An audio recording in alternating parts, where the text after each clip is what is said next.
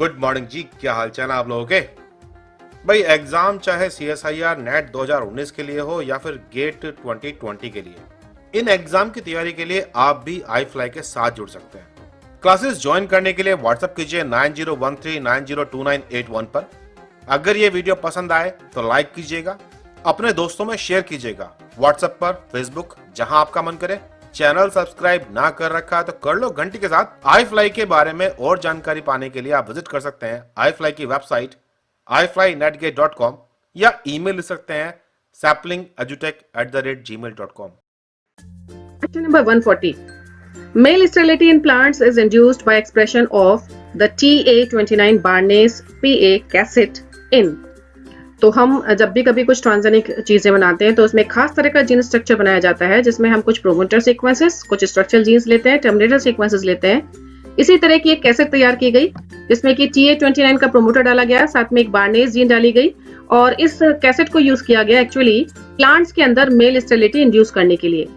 Question ये पूछा जा रहा है कि जो मेल स्टेरिलिटी इंड्यूस की गई थी इन दीज ट्रांसजेनिक प्लांट्स, इन जीन्स का जो हमने जीन डाली थी बार्नेस जीन, इसका एक्सप्रेशन किस पार्ट में हुआ था? Was it in pollen mother cell, stamen, tapetum या फिर पोलन ग्रेन?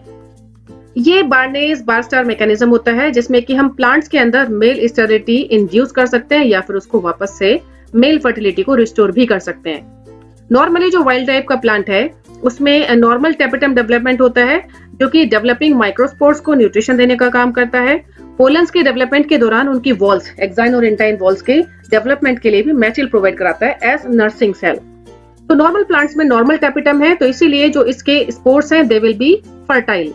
लेकिन जब कभी हम इसको स्टेरिल बनाना चाहते हैं तो इसके अंदर एक खास तरह की जीन एक्सप्रेस कराते हैं इन टैपिटम। तो ये टैपिटल स्पेसिफिक बार्नेस जीन जब बन जाती है तो ये टैपिटम के अंदर एक खास तरह का आरएनए है जो कि उसको प्रोटीन जनरेट करने में हेल्प करेगा। उसके आरएनए को डिस्ट्रक्ट करा देंगे और इसीलिए टैपिटम अल्टीमेटली डिस्ट्रॉय हो जाएगी।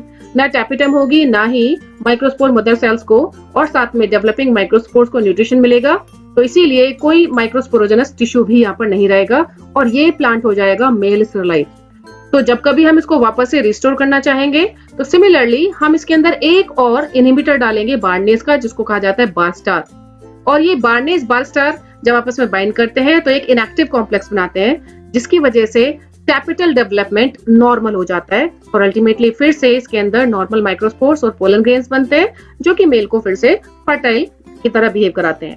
तो जो बार्नेस यहाँ पर बना है वो एक एक्चुअली इंट्रासेलुलर आरएनएस है और जबकि बार स्टार इसका इनहिबिटर है।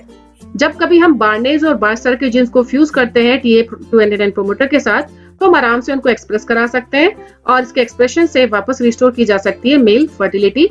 लेकिन जब हम बात कर रहे हैं मेल की स्टेरिलिटी की तो उसके लिए हमने उसके अंदर जो दी है TA29 बार्नेस कैसेट वो हमने एक्सप्रेस कराई है इन टैपिटम।